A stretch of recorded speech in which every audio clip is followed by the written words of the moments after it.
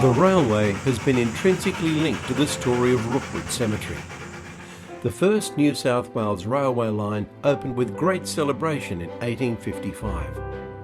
This train line, which ran from Sydney to Parramatta, proved to be a deciding factor in the colonial government's decision to establish a grand cemetery in this very area.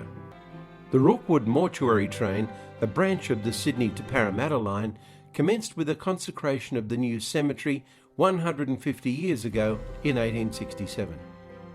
It operated for over 80 years until 1948. This was the golden era of steam, where the railway was seen as a wonder and an experience never to be forgotten. In 1867, the Railway Commission announced a twice-daily service from Sydney's Central Station No. 1, which by prior arrangement would stop at stations along the way to collect corpses and mourners. Return tickets were 1 shilling, while corpses travelled free. In 1869, a separate funeral terminal from the main central station was built at Regent Street, Redfern. A similar receiving house, which became known as the Mortuary Station Receiving House No. 1, was also constructed in the centre of Rookwood. Both the Necropolis Receiving House and the Mortuary Station at Regent Street reflected the ornate style of Victorian funerals. They were impressive Gothic buildings designed by colonial architect James Barnett and featured Sydney sandstone with distinctive carvings of angels, cherubs, flowers and fruits.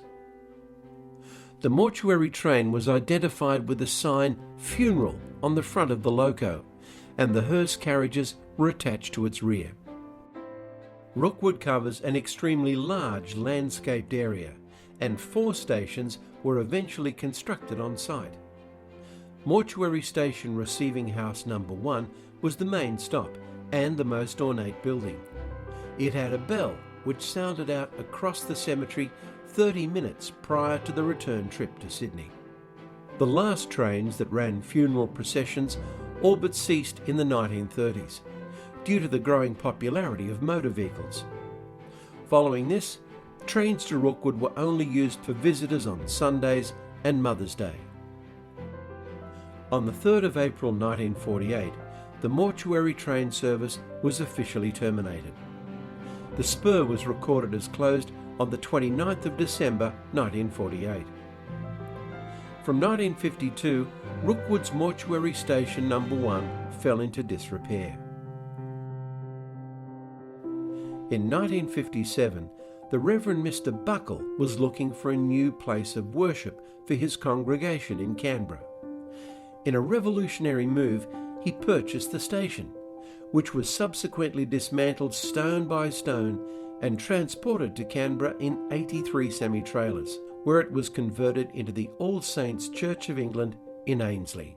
In 1 year, this place, which was piled up stones over there, became this beautiful church in 1 year. We paid £100 for it.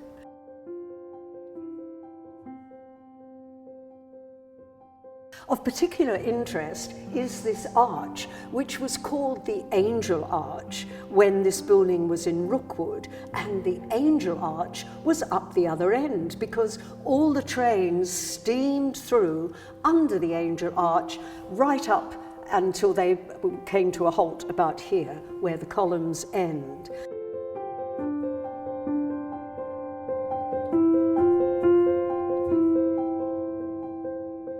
Font is actually a chimney turned upside down so that we can put water in the top, and that's where we baptise our babies. In its time, as Rookwood Cemetery's Mortuary Station No. 1, this historic building welcomed families to Rookwood. Today, the grand footings of the station remain as a testament to how Rookwood began.